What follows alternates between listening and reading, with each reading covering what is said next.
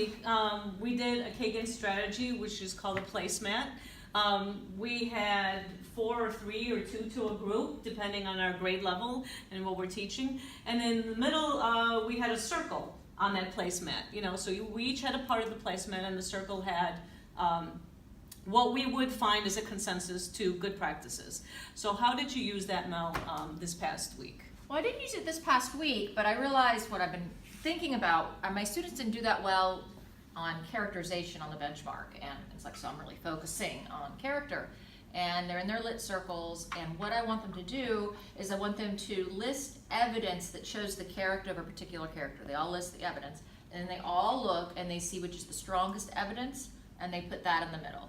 And that way I can see if they're really pulling the right evidence and understanding that character. That's excellent. Thank So, you. Vanessa, I know you work at the library.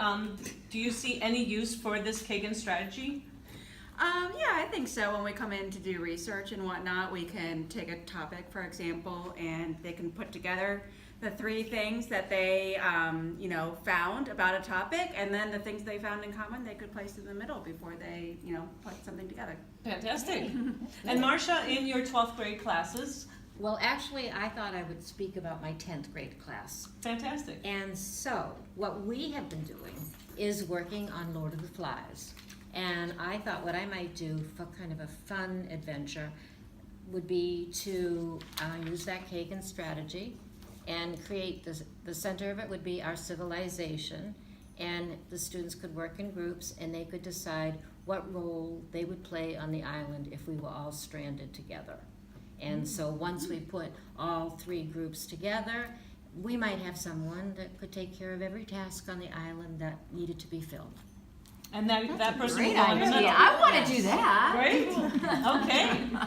All right. How do you see my that glasses working in Spanish class, Ms. O'Brien? Well, cultural readings for Spanish too are challenging because they are all in Spanish and the vocabulary is a little higher than what they see in their textbook, what they're learning.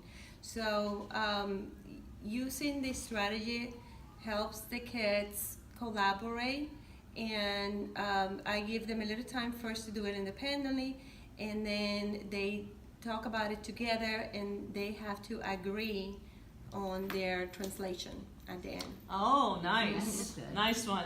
Lindsay, how do you see it in your classes? Well, one thing that we can do with writing claims is have each student develop their own claim and then go through and revise it together to come up with a stronger claim for the middle. Fantastic. Okay. And Ms. James? I've been using it for background for Gatsby, which we're about to start. So there are certain aspects of the 1920s that they need to know about, the arts and Prohibition and F. Scott Fitzgerald, and in the center they need to decide what is the most important aspect of the 1920s that affected American people.